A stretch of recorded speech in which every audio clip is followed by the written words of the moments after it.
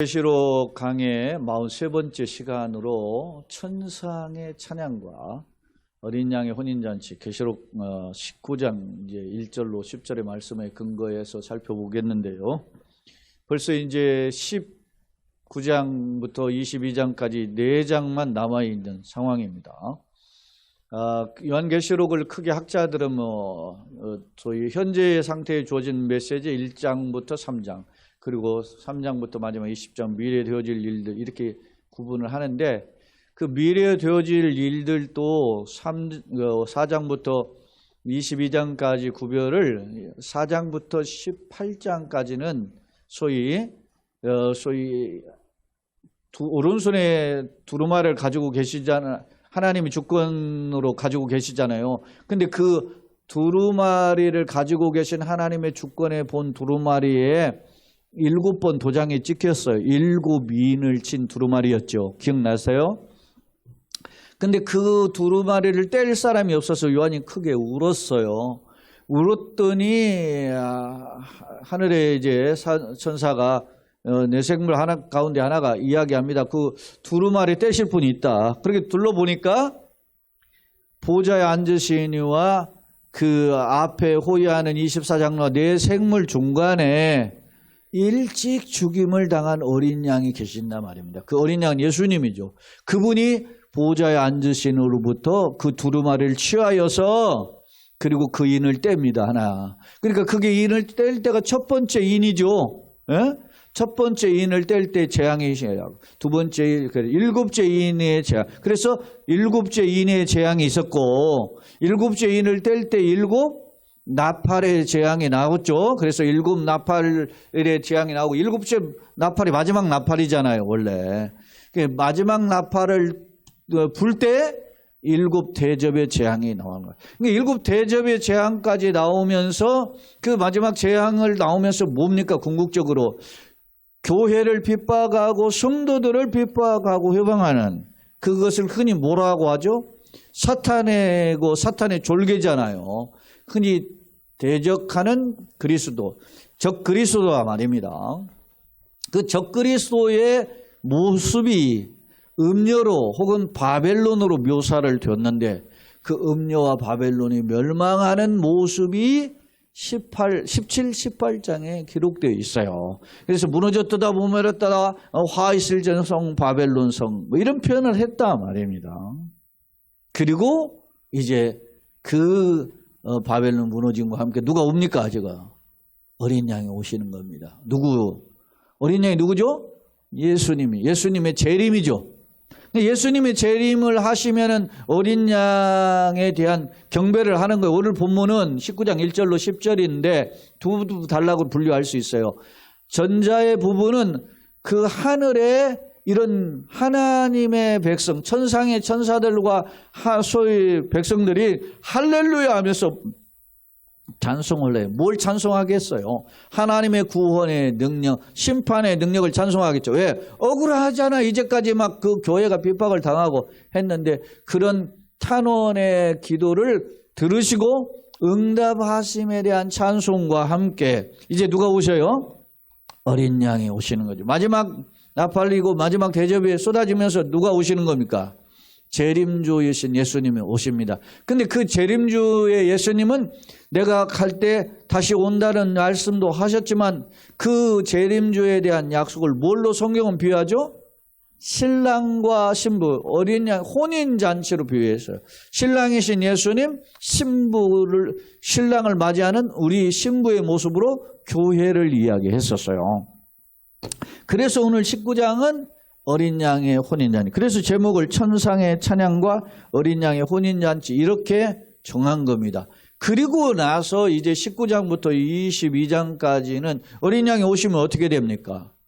우리 성도들이 주님을 찬양하고 경배하게 되고, 살아있는 자는 주님 영접하고 죽은 자는 살아나고, 그리고 어떻게 해요? 모든 사람이 다 살아나서 주님의 심판대 앞에 다 서게 되는 거죠. 이게 어린 양이 오신과 더불어서. 그걸 흔히 어떻게 해요? 흰 보좌에 앉은 심판, 백보자 심판이라 하죠. 그러면 그 심판할 때 오른편에 양의 무리와 왼편에 염소의 무리로 갈라놓게 되고, 오른편의 양의 무리는 어떻게 해요?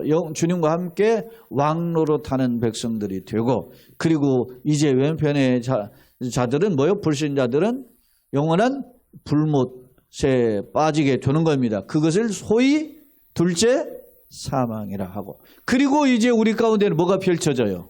주님과 영원한 왕로로 타는 새하늘과 새 땅에 펼쳐지는 거죠. 신천 신제가 도래하는 거죠. 그러한 내용이 됩니다. 근데 그 중간에 이제 우리가 하나 하는 게, 천년 동안 왕로로 타리로다라고 하는 이 말씀의 해석을 흔히 교회 역사에 보면 천년 왕국이라고 하는 점으로 해석을 해요. 이 천년 왕국에 대한 해석은 교회 역사에 크게 네 가지가 있어요. 그래서 그 하나는 뭐 이렇게 하죠. 전천년설, 후천년설, 무천년설. 그런데 전천년설도 두 가지예요. 역사적 전천년설, 세대주의적 전천년설. 이런 게 있어요. 이게 무슨 말이냐. 천년왕국이 이런 표현이라고 보면 됩니다. 재림전 천년설이라고 하는 개념이 있고, 재림 후 천년설이라는 개념이 있고, 그 천년이라는 개념은 천년왕국이라는 개념이 있죠. 천년왕국이라고 하는 그런 것은 그냥 이 표현으로 이야기하는데, 그러면 무천년설이 그런 표현인데, 그 무천년설은 현재 어떤 개념이냐? 현재 교회의 시대가 무천년설이다. 이렇게 이야기하는 거예요. 그거에 대한 학자의 견해가 다 다른데, 이 네 가지를 전부 다 이단이라고 하지 않고 교회사적으로 전해지는 해석인데, 우리 교단, 우리 개혁주의 전통의 장로교 교단에 전통적으로 진행하는 천년왕국설은 역사적 전천년설이에요. 그런데 최근에는 역사적 전천년설도 지지를 받지만은 무천년설이 지지를 받아요. 그래서 무천년설은 그럼 어떻게 보느냐? 그게 현재 교회 시대다. 이렇게 이야기해요. 그래서 함께 지금 우리가 예수를 믿는 자체가 세상에 이미 사탄이 결박당하고 있는 그런 상태다. 발악은 하지만 그냥 우리가 왕로로 타는 시대다 해서 교회 시대를 가리켜 무천년설 학자들은 그걸 소위 천년왕국에 대한 것으로 보아요.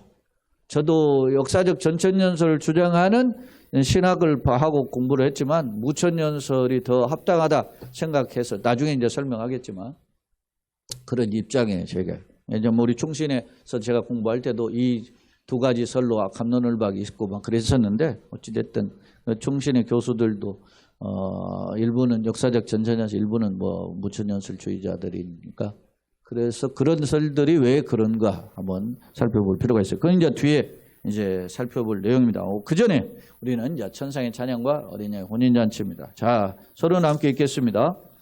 계시록의 구성을 살펴보면 1장으로부터 3장은 당시 7교회에 주신 예수님의 약속과 명령이죠.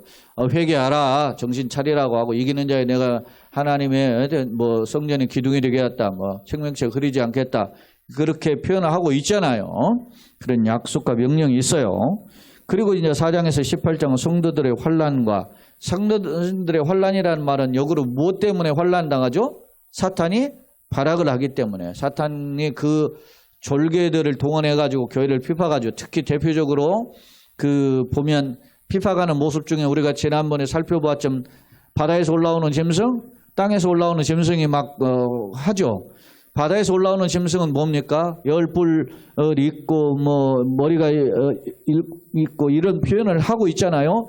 그런 걸 보면 이게 뭐예요? 권력자들이라는 거예요. 그러니까 정치적인 지도자들로 인해서 교회를 핍박하고 회방하는 일들이 벌어질 것이라고 하는 것이 대체적인 견해고, 그리고 땅에서 올라온 짐승은 어떻게 합니까? 처음 짐승에 경배를 하게 하는데 뭘로?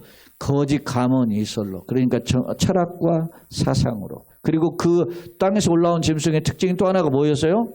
손과 이마에 666의 표시를 받게 하고 상거리까지 주장하는 그런 일을 한단 말입니다. 그러니까 교회를 어지럽히는 사탄의 발악은 두 가지 측면에서 볼 수 있다는 거죠. 권력자의 측면, 그리고 사상과 경제의 측면에서 교회를 어지럽히는 도전들이 있어요. 그런 발악을 하는데 결국 어떻게 해요? 마지막 이제 재앙을 통해서 어떻게 바벨론 다 무너지게 돼. 아무리 화려해도 다 무너졌다. 큰 성 바벨론이 다 무너지게 되는 것이죠.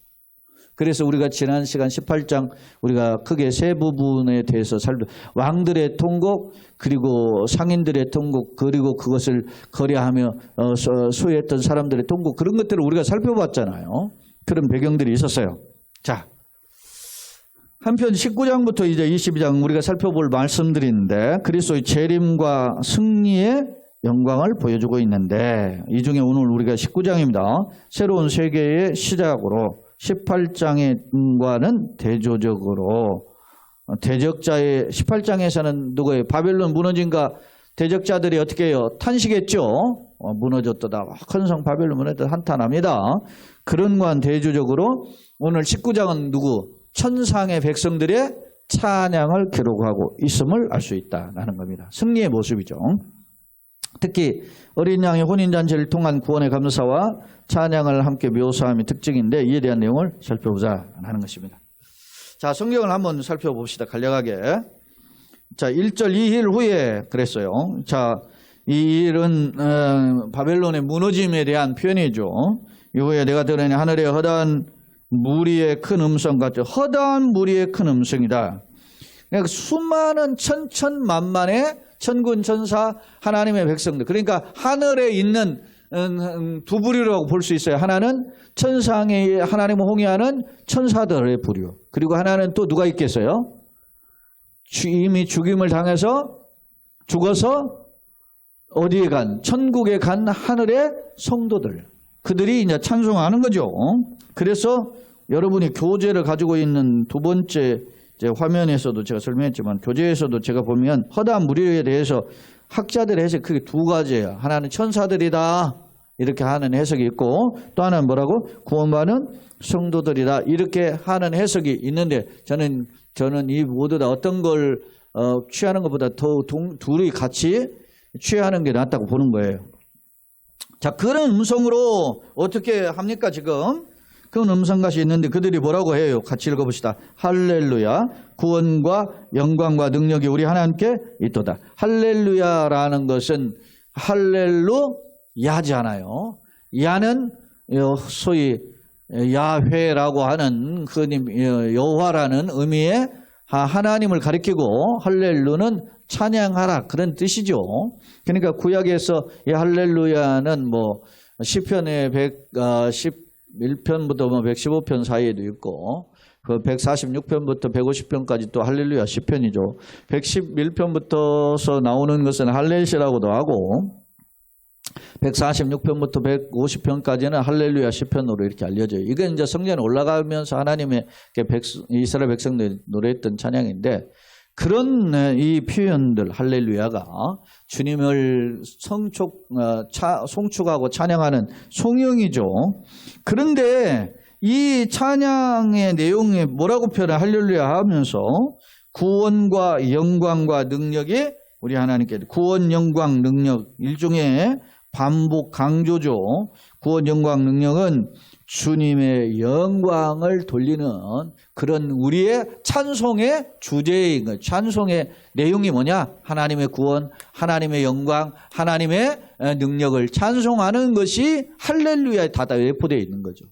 여러분 우리가 뭘 찬양합니까? 하나님의 우리를 베푸신 구원, 하나님의 오묘하신 그 능력, 그리고 하나님의 소위 말하면 우리가 흔히 말하는 솔리데오 글로리아, 오직 하나님의 영광인 것처럼 송영을 돌리는 그런 내용인 것을 알 수 있어요.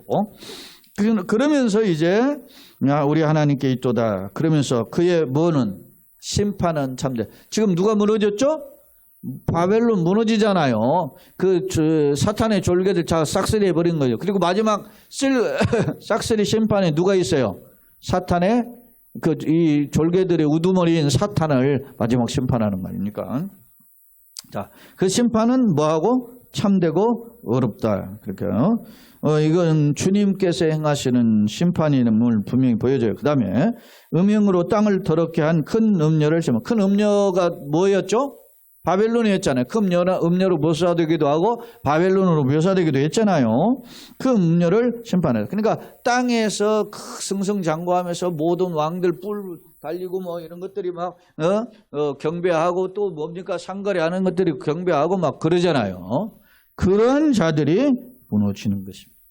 무너진 큰 심판하사 자기의 종들의 피를 그 음녀의 손에 갚으셨다. 역사를 보면 세계 역사를 보면 이런 소위 말하면 권세를 가지고 막 발악을 하는 무리들이 어느 시대든 있었어요. 근데 요즘 보면 우리가 살고 있는 지금 현대 시대에는 옛날보다 과학적이고 합리적이고 논리적이고 이성적이잖아요. 그리고 상당히 어떻게 해요? 민주적이고 자유적이잖아요. 그런 시대인데도 여전히 어떻게 해요? 독재가 난무하고, 예? 그죠? 사람 목숨을 팔의 목숨처럼 여기고 이런 자들이 등장하잖아요. 악질이. 예? 뭐에 의해서? 자기의 이권 논리에 의해서. 그런 자들을 보면 우리가 이 시대에 어떤 방향으로 살아야 되는지 방향성을 우리는 이 말씀을 그걸 통해서 보게 되는 거거든요. 그런 것입니다. 예? 이런 것들을 우리가 보는 거예요. 여러분, 사람의 천하보다 귀한 산 생명을 팔의 목숨처럼 여기는 지도자, 그리고 예를 들어서 나와 관련된 삶 속에서 누가 이렇게 했는데 피해를 당했는데 그것을 외면하는 지도자, 이런 걸 딱 보면서 거리두기를 해야 되는 거예요. 요즘 저는 딱 코로나를 통해서 배운 거 딱 하나예요. 그게 뭐 거리두기. 예? 뭘 거리둬야 우리가. 어떤 걸 거리둬야. 참 안타깝죠. 우리가 보는 방향성 속에서 어떤 방향성으로 살아가는 것은 성경에서 분명히 답이 있고 삶에서 분명히 답이 있어요. 그런데도 사람은 어리석게 쫓아가요. 자, 어제 제가 한인들이 지금 미국에서 캘리포니아와 LA를 중심으로 해서 오렌지 카운티를 중심으로 해서 서명운동을 하는 그런 내용의 외국 기사가 영상으로 보도했는데 한인들 전부 다 인터뷰하더라고요. 근데 그 인터뷰하는 사람들 제가 그 연령대를 보니까 보통 한 30, 40대 되는 젊은이들, 한인들의 여성들 인터뷰하던데 젊은이들이에요.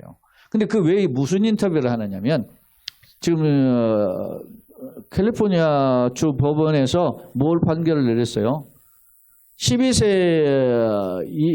그때부터 아이한테 이건 동성애야, 이건 잘못된 거야, 이렇게 이야기하는 부모가 이야기를 하면 그 자식이 부모를 고발할 수 있도록 해놨어요.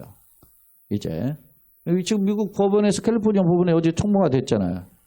그래서 막 지금 난리가 난 거야, 한인 부모들이. 그래 대부분 이제 기독교인들이지, 교회를 중심으로 해서 지금 일어나니까.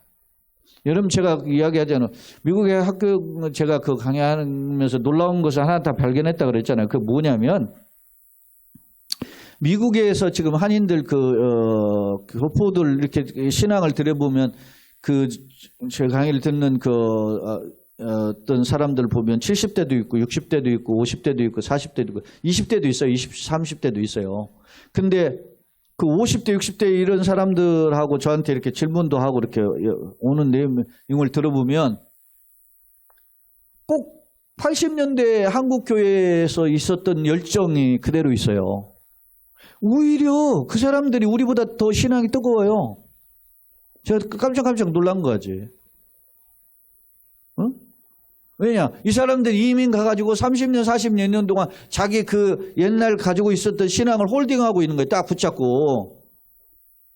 그 미국 사회와 우리 사회에 소위 낀 세대로 살아가는 사람들 아닙니까? 돈 때문에 가고 편한 행복을 추구해서 갔는데 그래도 신앙을 붙잡고 있는 사람들. 근데 그 커뮤니티가 미국의 산인 커뮤니티가 다 어디서 이루어져요? 교회에서 이루어지거든.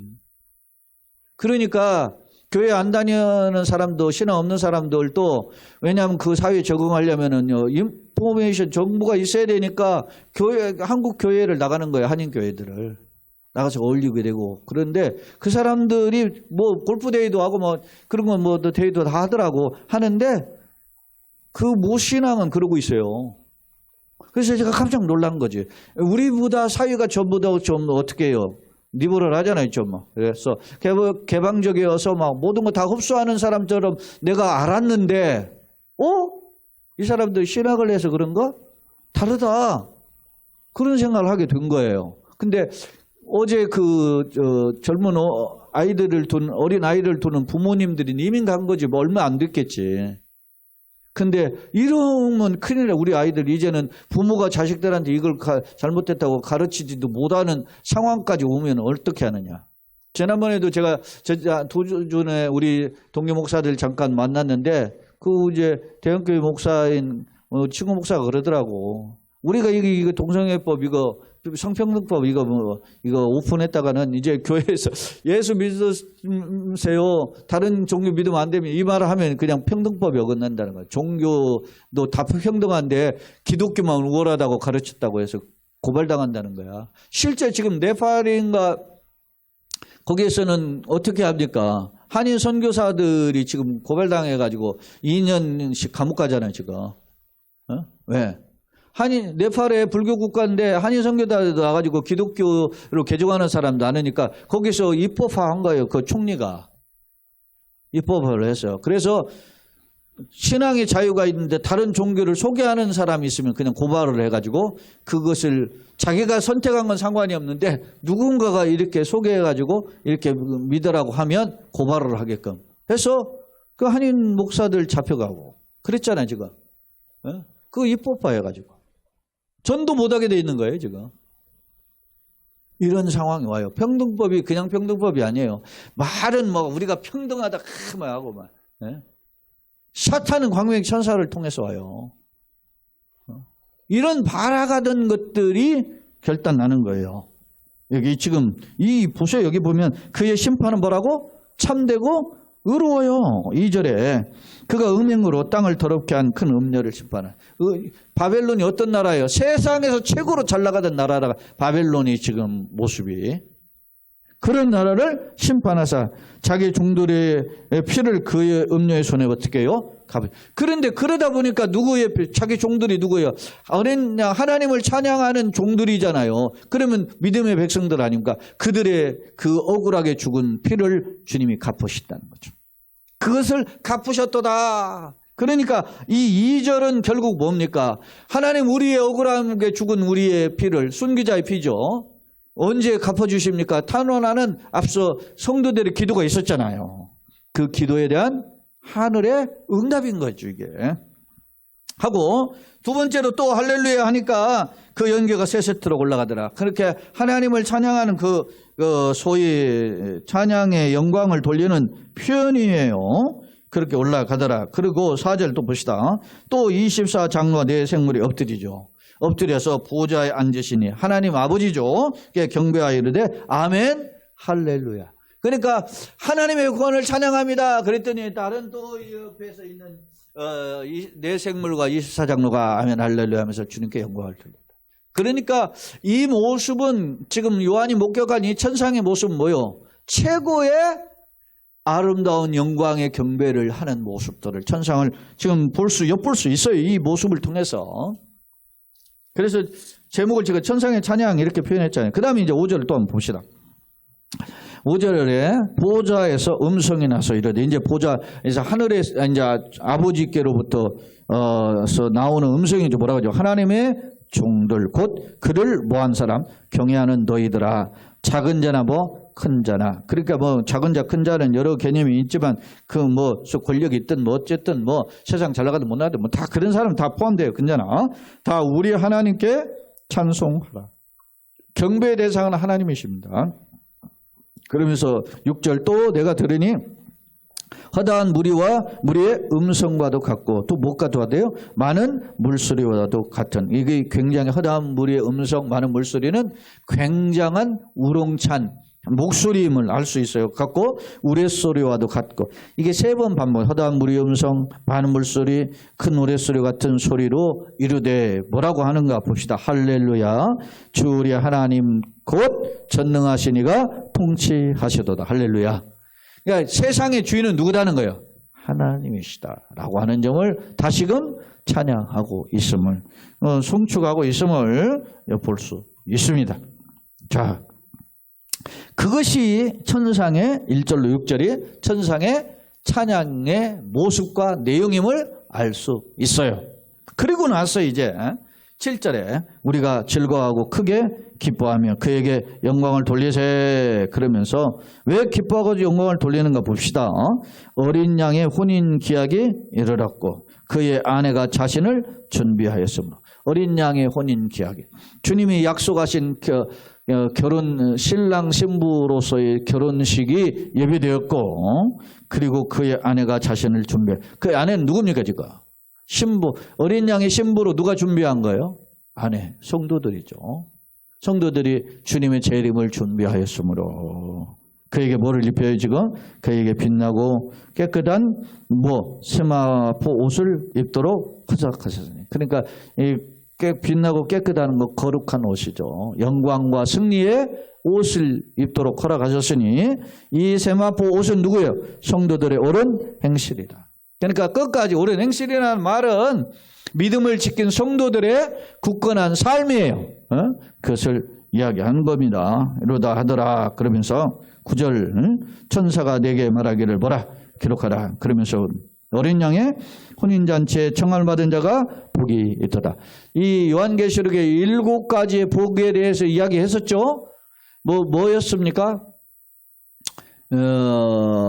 말씀을 읽는 자 듣는 자 그 말씀을 지키는 자가 복이 있다. 그런 말씀도 있었고 또 자금 이후로 주 안에서 죽는 자가 복이 있다. 이런 표현을 하고 있고 또 어린 양의 혼인잔치에 청함을 받은 자가 복이 있다. 이런 표현을 하고 있고 이 복의 개념들을 지금 반복해서 이야기 7가지로 소개하고 있거든요. 어떤 자가 복이 있느냐. 자, 어린 양의 혼인잔치에 누가 참여해요? 우리가. 신랑 되신 예수님에는 우리가 신부로 또 잔치를 준비하는 혼인잔치에 준비하는 자로서 참여하게 되는 그런 자가 복이 있는 거죠. 마지막 재림잔치 영광스러워. 그래서 앞서 예수님께서 제자들에게 교훈하실 때 마태복음 24장 25장에서 보면은 이야기하잖아요. 열처녀의 비유를 통해 가지고 신랑이 올 때 신랑이 온다 그럴 때 열처녀는 누구예요? 신부가 아닌 신부의 들러리죠. 그래서 그 잔치에 들어가기 위해서 준비하는데 등불을 들고 등을 밝히고 해서 들어가야 되는 등불 다 꺼지고는 못 들어간단 말이죠. 그러니까 기름을 채워서 신랑이 언제 올지 모르니까 밤중에 오지요. 왜냐하면 고대근동증은 낮에는 덥고 낮은 덥고 밤은 선선하니까 밤에 주로 여행길을 떠나는데 그는 길이 안 보이니까 등불 들고 갔단 말입니다. 그런 등불을 준비하라. 그런 우리 내용을 말씀이 있죠. 그러니까 또 내게 말하되 이것은 하나님의 뭐라고? 참되신 말씀. 참되신 말씀 약속이죠. 하나님의 진실한 약속이다. 어린 양에 참여하는 자의 복이 있다는 것은 하나님의 약속임을 보여줍니다. 그리고 내가 바라라에 지금 그렇게 말하는 지금 누가 말하고 있어요? 천사죠. 하늘의 강력한 음성을 대변해 주는 지금 천사가 이렇게 나한테 이제 전에 나는 누굽니까 지금? 사도 요한이죠. 그렇게 요한에게 말씀하니까 내가 발 아래 엎드려 뭐하냐? 그를 쫙 엎드려가지고서는 경배하려고 하니까 그가 나에게 말하기를 그 천사가 뭐라고 하냐면 나는 너와 및 예수의 증언을 받은 내 형제들과 같이 된 종이다. 나도 피조물에 불과해. 나는 경배의 대상이 아니야. 그러면서 뭐라고 하는 그 천사가 삼가 그리하지 말고 오직 누구에게? 하나님께 경배하라. 그러면서 예수의 증언은 예언의 영이라 하더라. 예수의 증언은 예언의 영이다 라는 표현은 예수의 예언의 영이라는 해석은 크게 두 가지 조지 레두라가 하는 표현에 보면 오직 예수만 증거해야 한다 그런 의미로 해석하기도 하고 두 번째로 예언의 영은 주요 관심사의 핵심은 예수께서 증거하신 것을 성취다 이런 뜻으로 해석을 하면 그러니까 예언의 영은 어떤 의미냐 그러니까 오직 예수 복음과 그 예수의 증거한 그 메시지의 성취 여부다 이렇게 보는 것이 좀 보통의 해석임을 알 수 있습니다. 자 이제 교재로 와서 두 번째 화면을 간략하게 요약해 볼게요.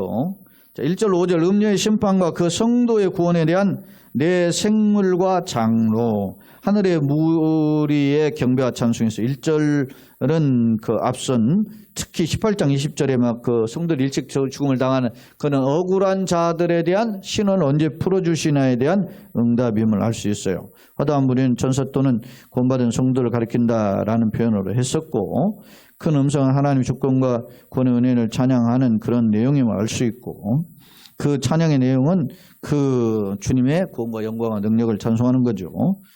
또한 허다한 무리의 음성에 하나님의 통치와 어린 양의 혼인잔치의 도래를 찬양하는데 여기 제가 설명을 안 했네요.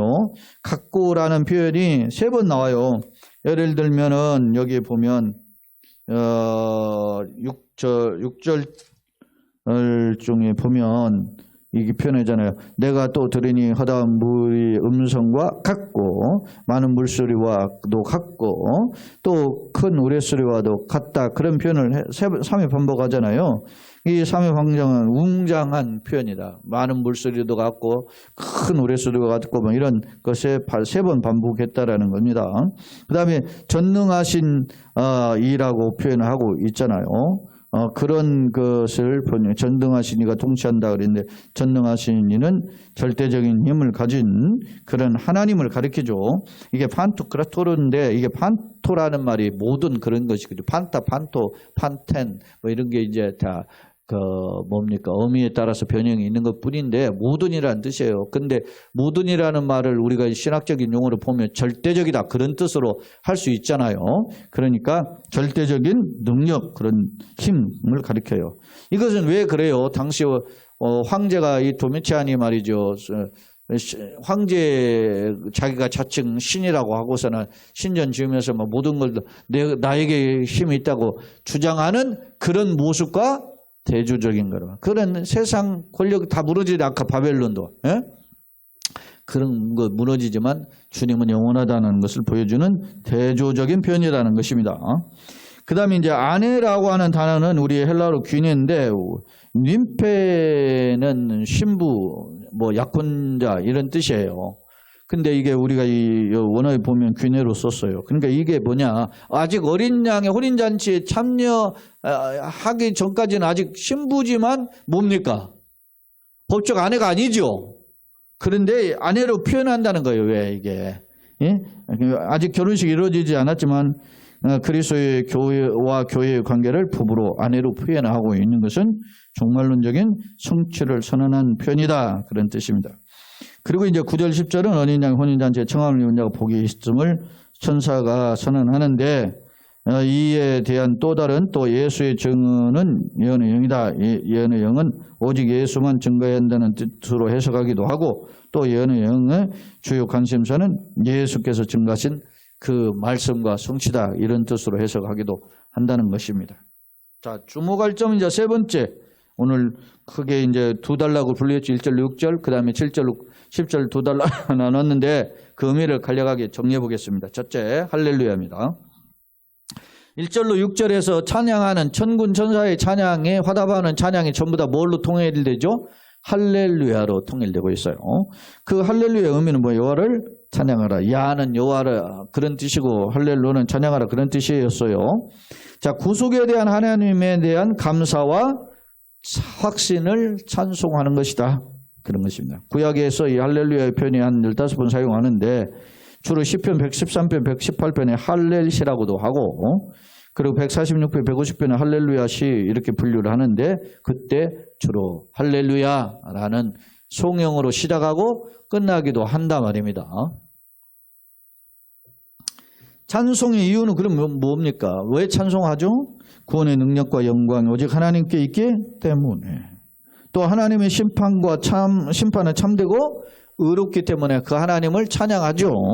그리고 하나님의 참된 하나님의 통치가 회복되기 때문에 결국 하나님을 찬양하는 이유는 이런 하나님의 영광을 성취하고 하나님 통치를 찬양하는 거예요. 그렇게 찬양하는 것은 그냥 우리가 찬양만 한다고 끝나는 게 아니죠. 그대로 이루어지는 것입니다. 그래서 찬양의 이유와 결과이에요. 두 번째 이제 어린 양의 혼인잔치인데 어린 양의 혼인잔치는 어떤 의미를 가지고 있는가? 그리스도의 재림 때 예수님과 교회는 그 속에 가로하고 나죠. 교회는 이 땅의 교회는 나라 말입니다. 우리와 완전한 연합을 묘사하기 때문에 어린 양의 혼인잔치. 그러니까 내가 주님과 함께하는 것, 영원히 함께하는 것이 결혼이잖아요. 부부가 한 몸이 이루는 성경에서도 한 몸을 개념을 이야기하고 있죠. 부모를 떠나서 아내든 남편을 만나서 한 몸을 이룰지니라. 성경이 교훈하고 있죠. 그러니까 한 몸은 뭐냐면 연합이라는 거죠. 그러니까 성경에서 그래서 그 한 몸을 이루는 것을 파괴하는 것은 굉장한 큰 죄라 말이죠. 그래서 예수님은 딱 단서만 줬어요. 왜? 음행의 영, 음행은 자기 몸에 죄를 짓는 거기 때문에 음행 외에는 가정을 파괴하는 것을, 이혼하는 것을 금하는 것이죠. 근데 한국 사회에 보세요. 세계는 물론이고 유행 따라가잖아. 이혼이. 그래서 물어보는 거지. 결혼하는 사람들에게 첫째도 둘째도 물어보는 거예요. 이혼할 생각이 있느냐. 요즘은 다 그런 생각을 갖고 있다. 살다 보면은 말이지 그냥 헤어질 수도 있다. 이런 생각으로 결혼한단 말이지. 그래서 네가 성경적 결혼관을 가지고 있느냐. 이걸 묻는 겁니다. 그래서 정말로 기도하고. 결혼은 고생길이에요. 옛날부터 그러잖아요. 결혼은 고생길이고. 축결혼이잖아요. 축결혼인데 여러분 축임직, 축안수, 욱식하잖아요. 목사 되면 말이지 축하합니다. 그 목사님 됐다고. 무엇 때문에 축하하는지 몰라. 권사님 되면 왜 축하합니다. 왜 그래 축하합니까? 고생문이 원한 거지. 뭐가 고생문이야? 고생문이 원해도 예수님과 함께하기 때문에 축하할 일이 할렐루야. 목회도 그런 거 아니겠어요? 결혼도 그런 겁니다. 이런 개념으로 우리가 하는 거예요. 세상이 다 무너져도 우리가 가지고 있는 기독교인의 정체성이 무너지면 안 되는 거예요. 그래서 더 교회가 하나님의 말씀에 창념하는지를 보여야 되는 거예요. 여러분 멋있는 설교, 잘하는 설교, 유명한 설교는 유튜브 보세요. 막 셌고 셌어요. 진리 가운데 있는가 고민해야 돼. 내가 예수 믿는 이 공간에서의 그 어떤 감격도 없이 대충 믿어서는 안 되고 뜨겁게 믿어야지. 그러나 그 뜨거움이 삶으로 이어져야 돼요. 내가 가지고 있었던 도전이었어요. 근데 오늘날 내가 지금 요즘 유튜브에서 젊은 전도사님들, 목사님들 하는데 똑같은 이야기를 하더라고. 내가 고민했던 이야기. 그 당시. 나름 살아있는 거야, 걔네들이. 그런 고민을 할 필요가 있어요. 오늘 보세요. 우리가 찬양하는, 이 할렐루야 하면서 경배하면서 하는 이 사람들이 마지막 주님 앞에서는 찬양 아니겠어요? 그 모습을 보는 거예요. 왜? 어린 양 혼인잔치에 참여하기 때문에. 연합함을 모산다. 부부의 성경적 근거, 그런 내용이 있고, 성도의 상급, 무한한 영광과 상급을 보여주죠. 그 다음에 신부의 준비, 정결한 마음과 세운포 옷을 쫙 입고 단장해가지고 결혼식을 준비하듯이 그렇게 준비하는 필요하죠. 그런 행실, 하나님의 의의에 근거한 실천적인 삶에 대한 모습이. 자, 결론입니다. 본문은 본서의 주제가 되는 사건, 즉 성도의 탄원에 대한 하늘의 반응으로 예수님의 재림과 천년왕국이 시작됨을 알리는 찬양 1절로 3절, 그리고 내 생물의 찬송 화답하는 내용이죠. 4절 5절 하늘 군중의 찬송 6절 8절 이렇게 되어 있어요. 모두 다 찬양해 할렐루야 로 되어 있어요. 특히 할렐루야 찬송은 구원과 관련되어 표현되고 있는데, 이는 구원에 대한 감격과 언약의 성취에 대한 확신을 노래합니다. 또한 예수님과 성도들의 관계를 뭐로? 혼인잔치로 비유하면 성도가 누릴 최상의 기쁨과 영광이 어떤지 보여주고 있죠. 난 이런 감격을 소망하는가. 썩어짐을 자랑하는 시대에 영원한 가치를 갈망하며 그 어린 양의 혼인잔치에 참여하는 자가 복이 있는 그 삶을 소망하는 우리 모두가 되시기를 예수님의 이름으로 축원합니다. 아멘.